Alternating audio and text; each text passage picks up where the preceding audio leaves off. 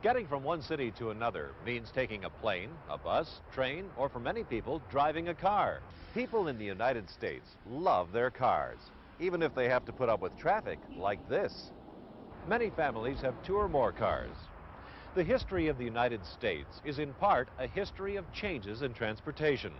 First, the building of railroads across the country, then the building of giant freeways, and finally, the development of other forms of transportation, such as airplanes. I'm Mike Sullivan, and today we're going to look at some of these forms of transportation and how they've changed in the last 100 years.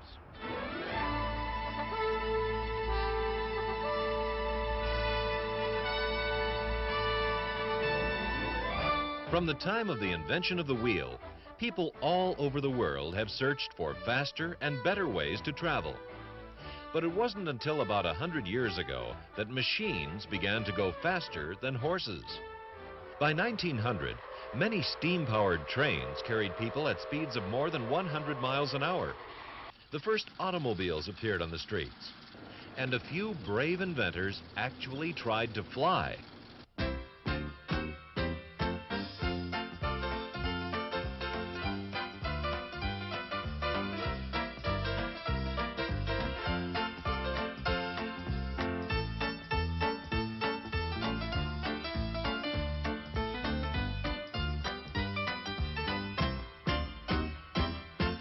Eventually, these flying machines did get off the ground.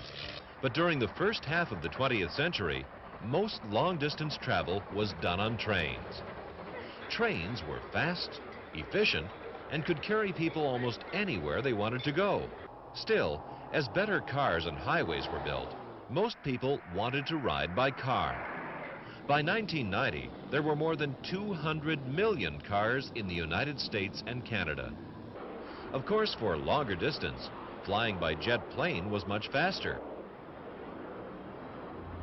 People used to travel much more by train than they do now, and now people are saying that more trains will solve many of our transportation problems. In countries like Japan, France, and Germany, modern high-speed trains provide fast, clean, and comfortable transportation for thousands of travelers every day. Between some European cities, more people now travel by high-speed train than by airplane or car. In addition to the advantages of speed and comfort, trains can take you right to the city center. If you take a train from the airport, you don't have to fight traffic for an hour or more to get to the city. In the United States, there are still no high-speed trains. But in a few years, trains like this Swedish train or this German Intercity Express may connect Washington and New York. For longer trips, such as those from New York to Los Angeles, Americans probably will continue to travel by plane.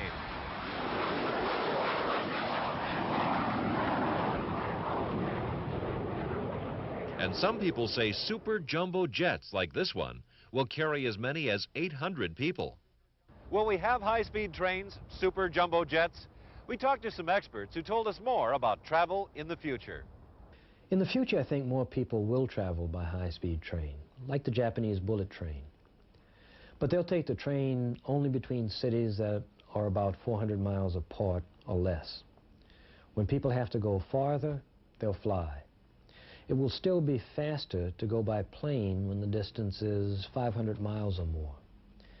But when it's only a little less, 400 miles, a train will be faster.